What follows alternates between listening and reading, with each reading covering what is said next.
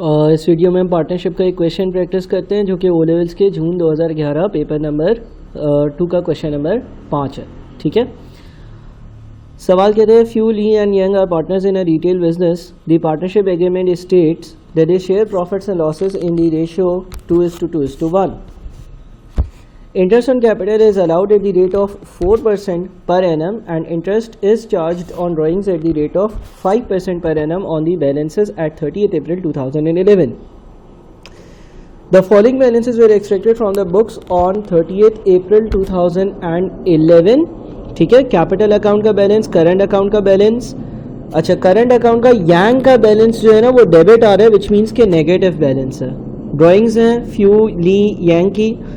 Premises, motor vehicles, fixtures and fittings, provisions for depreciations, motor vehicle की, fixtures and fittings की, trade payables, trade receivables, provisions for doubtful debts, bank purchases, revenue, return outwards, inventories at 1st of May 2010, salaries and wages, heat and light, general expenses, discount received, marketing expenses, rent.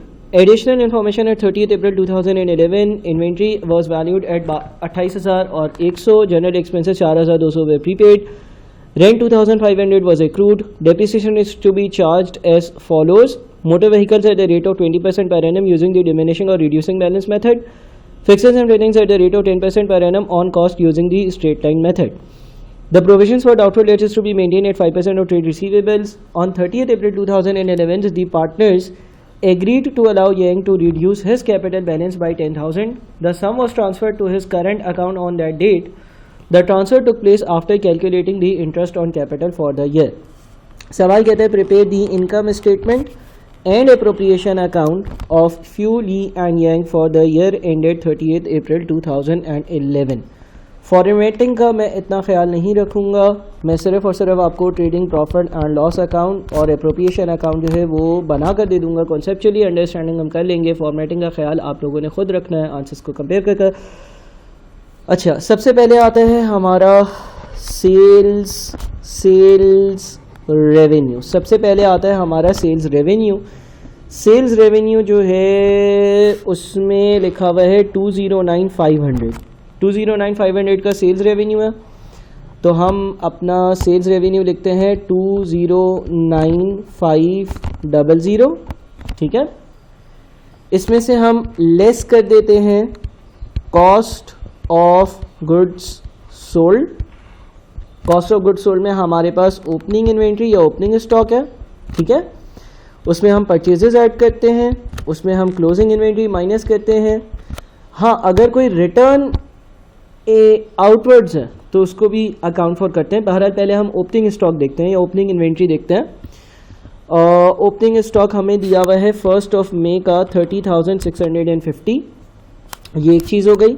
ठीक है, अच्छा, purchases है हमारी 111,200 की और return outwards है 4750 का। Return outwards का मतलब ये है कि जो चीज़ें खरीदी थी उसमें से कुछ चीज़ें डिफेक्टिव होंगी, वापस कर दी, तो हमें नेट परचेजेस देखनी होती हैं। लिहाजा ओपनिंग इन्वेंट्री जो है वो है 30,650। जो हमारी परचेजेस हैं वो 111,200 है। इसमें से हम रिटर्न आउटवर्ड्स माइनस कर देंगे। रिटर्न आउटवर्ड्स की वैल्यू कितनी है? रिटर्न आउटवर्ड्स की वैल्यू है 4750। 4750 हम माइनस कर देंगे। ठीक है, तो नेट हमारा आंसर बन जाएगा 111,200 माइनस 4750। नेट आंसर बनता है 106,450। 106,450। अच्छा, इसके बाद क्लोजिंग इन्वेंट्री। क्लोजिंग इन्वेंट्री हम माइनस किया करते हैं। क्लोजिंग इन्वेंट्री देख लेते हैं कि कितनी है। लिखा हुआ है इन्वेंट्री वॉज वैल्यूड एट 28,000 और 100 रुपये। तो इन्वेंट्री की वैल्यू 28,000 और 100 रुपये है। ये 28,000 और 100 रुपये हम मज़ीद माइनस कर देते हैं, तो 30,650 प्लस 106,450 माइनस 28,100, नेट आंसर आता है 109,000। यह हमारा कॉस्ट ऑफ गुड्स सोल्ड होगा 109,000 का। 209,500 में से आंसर को माइनस किया तो बच जाता है ग्रॉस प्रॉफिट। ग्रॉस प्रॉफिट जो है वो आ रहा है 100,500 का। ठीक है, इसमें हम ऐड कर देंगे डिस्काउंट। इसमें हम डिस्काउंट्स रिसीव्ड को ऐड कर देंगे, जो डिस्काउंट हमने रिसीव करें। डिस्काउंट रिसीव्ड कहाँ से आएंगे भाई? डिस्काउंट रिसीव्ड ये रहे 5,000 और 300 रुपये के आपने डिस्काउंट्स रिसीव किए। 5,000 और 300 रुपये के आपने डिस्काउंट्स रिसीव करे हैं। 5,000 और 300 रुपये यहाँ पर ऐड हो जाएंगे। 5,000 और 300 रुपये जब यहाँ पर ऐड हो गए तो 1,005,000 प्लस 5,000 और 300 रुपये इज़ 1,05,800। 1,05,800, ठीक है। इसमें से क्या लेस होगा? इसमें से लेस हो जाएंगे सारे के सारे एक्सपेंसेस लेस हो जाएंगे। एक्सपेंसेस में क्या है भाई? एक्सपेंसेस देख लेते हैं। अच्छा जी, एक्सपेंसेस अगर देखते हैं तो हमारे पास एक्सपेंसेस में आता है रेंट 7,000 और 500 रुपये का, ठीक है। लेकिन एक इंफॉर्मेशन है, रेंट 2,500 वॉज एक्रूड। एक्रूड का मतलब ये है कि मैंने रेंट 2,500 का पे नहीं किया, और एक्रूअल्स हम ऐड करते हैं तो 7,500 प्लस 2,500 यानी कि 10,000 रुपये का रेंट का एक्सपेंस हो गया। यहाँ पर हम रेंट लिखते हैं 10,000 रुपये, ये हमारा पहला एक्सपेंस है। एक्रूड का मतलब ये है कि अगले साल पेमेंट करूँगा, एक्सपेंस इस साल का, सही है। अच्छा, उसके बाद सैलरीज एंड वेजेस की बात करते हैं। Salaries and wages 42,100, salaries and wages 42,100 rupees की अमाउंट है। अच्छा, उसके बाद हीट एंड लाइट की अमाउंट जो है वो 3,890 है, ये भी एक एक्सपेंस है 3,890 का। अच्छा, उसके बाद जनरल एक्सपेंसेस की बात करते हैं। जनरल एक्सपेंसेस 16,750 लिखा हुआ है। जनरल एक्सपेंसेस 16,750 लिखा हुआ है। 4,200 क्या है? प्रीपेड है। प्रीपेड का मतलब अगले साल का पे कर दिया। तो इस साल का जो एक्सपेंस होगा ना, इस साल का जो एक्सपेंस होगा, जो जनरल एक्सपेंस होगा इस साल का, वो होगा 16,750 माइनस 4,200 रुपये जो अगले साल का प्रीपेड है, विच मीन्स के 12,550 के जनरल एक्सपेंसेस होंगे। 12,550 के जनरल एक्सपेंसेस होंगे। जनरल एक्सपेंसेस के बाद मार्केटिंग के एक्सपेंसेस लिखे हुए हैं 12,050। मार्केटिंग एक्सपेंसेस 12,050, ये भी एक और एक्सपेंस हो गया। अच्छा, उसके बाद हमारे पास डेप्रिसिएशन है। डेप्रिसिएशन की क्या पॉलिसी है? Depreciation is to be charged as follows: motor vehicles at the rate of 20% per annum using the diminishing or reducing balance method. Motor vehicles पर 20% डेप्रिसिएशन है। डिमिनिशिंग या रिड्यूसिंग बैलेंस मेथड यूज़ करना। Diminishing या reducing balance method में क्या होता है कि आपके पास ये मोटर व्हीकल की कॉस्ट है 16,000, इसमें से इसकी प्रोविजंस फॉर डेप्रिसिएशन 3,200 की माइनस करो। 16,000 माइनस 3,200 बच कितना गया? 12,800 रुपये बच गया। 12,800 रुपये नेटबुक वैल्यू कहलाती है। इसका 20% लो। 12,800 रुपये का 20% बनता है 2,560। तो जो डेप्रिसिएशन होगी मोटर व्हीकल्स की वो हो जाएगी 2,560। रिड्यूसिंग बैलेंस मेथड में जो परसेंटेज होती है वो नेट बुक वैल्यू पर अप्लाई होती है। Net book value cost minus provisions for doubtful dates की वैल्यू होती है। अच्छा, उसके बाद फिक्सर्स की बात करते हैं। फिक्सर्स की डेप्रिसिएशन का रेट है 10% on cost using the straight line method. On cost लिखा हुआ है, तो इस केस में हमें जो हमारी फिक्सर्स एंड फिटिंग्स की कॉस्ट है 30,000 रुपये की, इसका 10% लेना। 30,000 रुपये का हम 10% अगर लेते हैं तो 3,000 रुपये बनता है, यानी कि जो डेप्रिसिएशन है फिक्सचर्स की वो है 3,000 रुपये, ठीक है। अच्छा, उसके बाद फिर हम देखते हैं क्या क्या और कोई एक्सपेंस है। एक चीज़ लिखी हुई है, the provisions for doubtful debts is to be maintained at 5% of trade receivables. जो डाउटफुल डेट्स होंगे वो रिसीवेबल्स का 5% होंगे। जो डाउटफुल डेट्स होंगे वो रिसीवेबल्स का 5% होंगे। अच्छा, रिसीवेबल्स हमारे कितने हैं? रिसीवेबल्स हैं हमारे 45,000। अब अगर मैं प्रोविजंस फॉर डाउटफुल डेट्स का टी अकाउंट बनाऊं, उसका एक ब्रॉड डाउन होगा। ब्रॉड डाउन हमारा आ रहा है 1,500 रुपये, ठीक है। फिर उसका एक कैरी डाउन होगा। कैरी डाउन होगा 45,000 का 5%, बिकॉज सवाल में लिखा हुआ है कि जितने भी डेटर्स हो उसका 5% जो है वो आप प्रोविजन फॉर डाउटफुल डेट्स रखना। तो 45,000 का 5% दिया। कैरी डाउन हमारा आ गया 2,250, ठीक है। 1,500 की जो प्रोविजन थी वो 2,250 पर जा रही है। यानी कि कितने से इंक्रीज़ हो रही है, 750 से प्रोविज़न इंक्रीज़ हो रही है। तो 750 से अगर प्रोविज़न इंक्रीज़ होती है तो वो मेरा एक्सपेंस होता है, यानी कि यहाँ पर प्रोविजंस फॉर डाउटफुल डेट्स का जो अमाउंट आएगा वो 750 आएगा। अब सारे एक्सपेंसेस को ऐड करता हूँ, 10,000 plus 42,100 plus 3890 plus 12,550 plus 12050 plus 2560 plus 3,000 plus 750, total बनता है 86,900। 86,900 रुपीज़ जो है वो मैं 105,800 में से माइनस करूँगा। 105,800 माइनस 86,900 इज़ 18,900। ये हमारा प्रॉफिट फॉर द ईयर है, प्रॉफिट फॉर द ईयर। अच्छा जी, प्रॉफिट फॉर द ईयर आ गया। अब सर क्या करेंगे, अब हम एप्रोप्रिएशंस करेंगे और यहाँ पर कोई एप्रोप्रिएशंस की इंफॉर्मेशन एज सच इतनी खास नहीं है एक्सेप्ट फॉर पॉइंट नंबर 6 जो कैपिटल अकाउंट में आएगा। अच्छा, यहाँ पर ऊपर हमारे पास कोई वैल्यू एज सच दी हुई है क्या, एप्रोप्रिएशंस के हवाले से कोई इन्फॉर्मेशन नज़र आती है? टॉप पर देखते हैं। हाँ, टॉप पर लिखा हुआ है कि Fully and Young are partners in a retail business. The partnership agreement states that they share profits and losses in the ratio of 2:2:1। Interest on capital is allowed at the rate of 4% per annum and interest is charged on drawings at the rate of 5% per annum on the balances at 30th April। Interest on drawings क्या होता है, अगर partners drawing करते हैं तो partner से 5% पैसे लिए जाते हैं और प्रॉफिट में ऐड किए जाते हैं। क्यों किया जाता है ऐसा? ताकि पार्टनर्स को ड्राइंग से डिस्करेज किया जाए कि वो कम से कम ड्राइंग्स करें, कम से कम पैसा बिजनेस से बाहर लेकर जाएं। तो ड्राइंग्स में फ्यू जो है वो 10,000 रुपये घर लेकर गया है, ली जो है वो 10,000 रुपये घर पर लेकर गया है और यंग जो है वो 12,000 घर पर लेकर गया है। लिहाजा ये बनेगा 500, ये भी बनेगा 500, ये भी बनेगा 500, मैंने वर्किंग नहीं, ये बनेगा 600, मैंने वर्किंग्स यहाँ पर कर दी। अच्छा, इंटरेस्ट ऑन कैपिटल 4% के हिसाब से देना है, कैपिटल का 4%, कैपिटल का 4%, कैपिटल का 4%, ठीक है ना। तो 40,000 जो है इसका 4% जो है वो बन जाता है आपका 1,600 रुपये।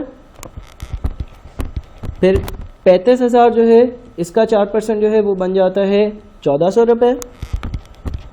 उसके बाद 25,000 जो है इसका जो 4% है वो बन जाता है 1,000 रुपये, ठीक है। तो ये हमारा इंटरेस्ट ऑन कैपिटल हो गया। अच्छा जी, अब इसको यहाँ पर इनकॉर्पोरेट करते हैं। आप ये वैल्यूज़ याद रखिएगा, 500, 500, 600, 1,600, 1,400 और 1,000। इंटरेस्ट ऑन ड्राइंग्स जो है वो प्रॉफिट में ऐड होगा क्योंकि पार्टनर से चार्ज होता है और कंपनी के प्रॉफिट्स में ऐड होता है in order to discourage them to withdraw amounts. 3 partners हैं, फ्यू, ली, यंग।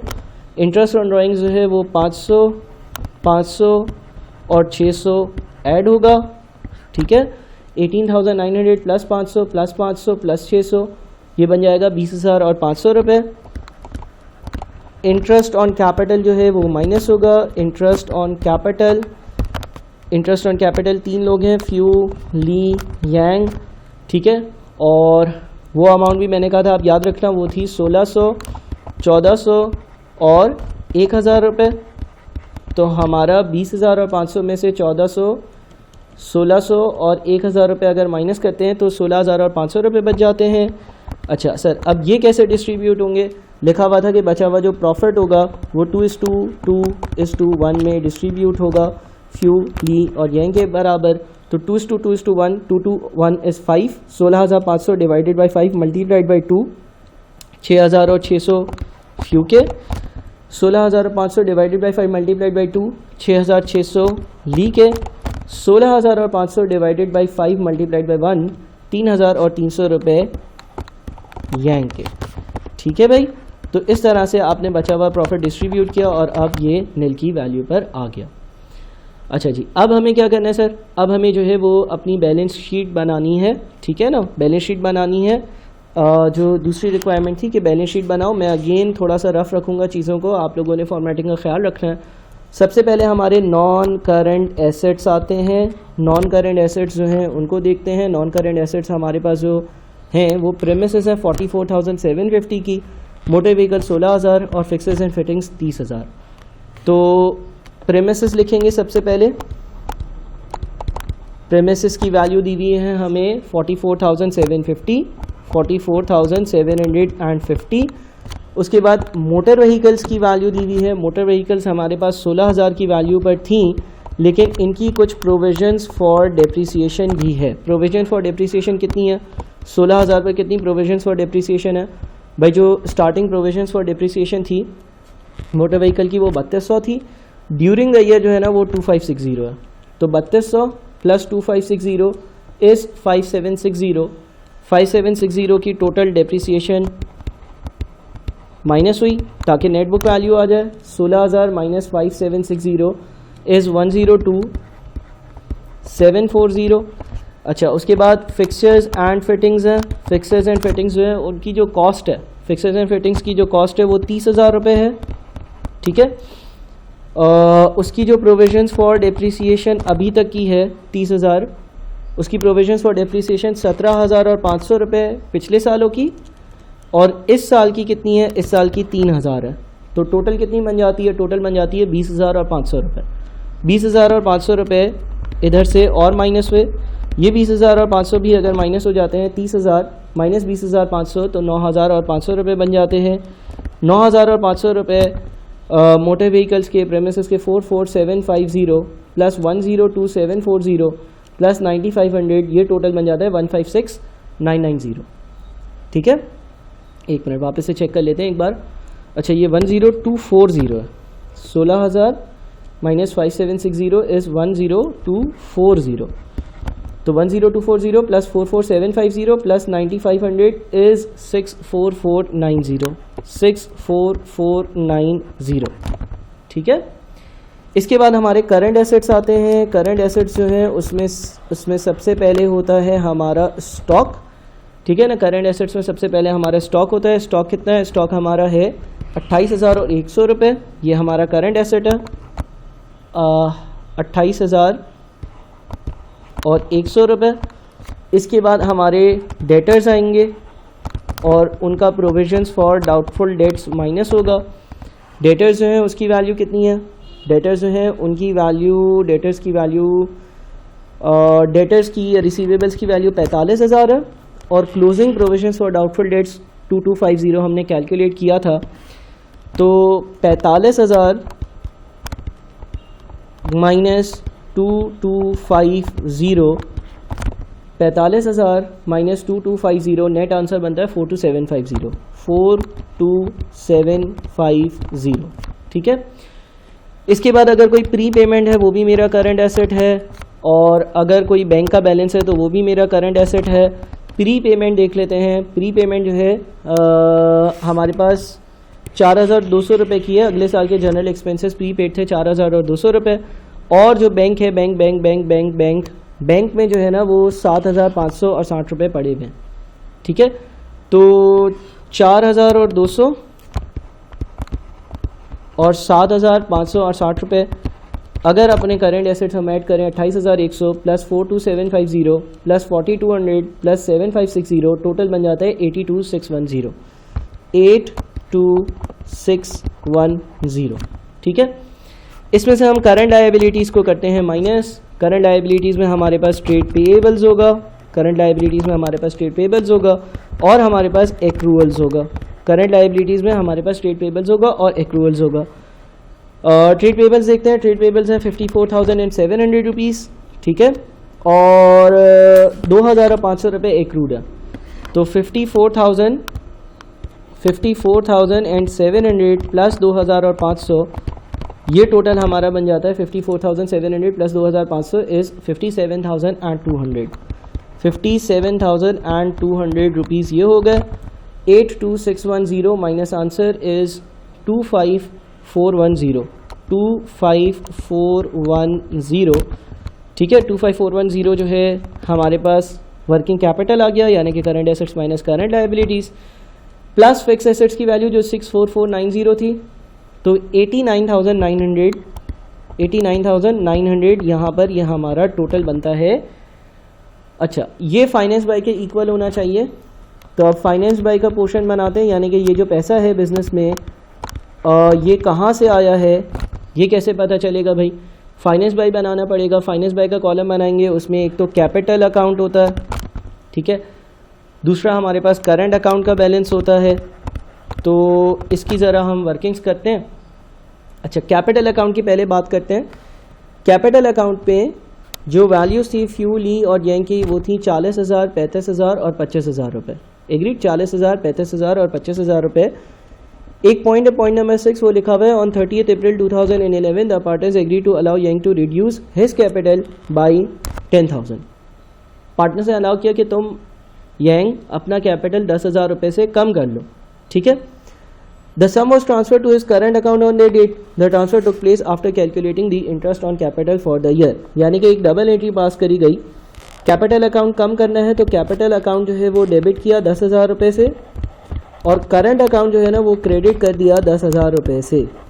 तो कैपिटल अकाउंट में से पैसे कम हो गए, यानी कि ये जो 40, 35 और 25 लिखा हुआ है, इसकी जगह हम लिखेंगे 40, 35 और 15, बिकॉज जो 25,000 है ना उसको हमने 10,000 रुपये से कम किया।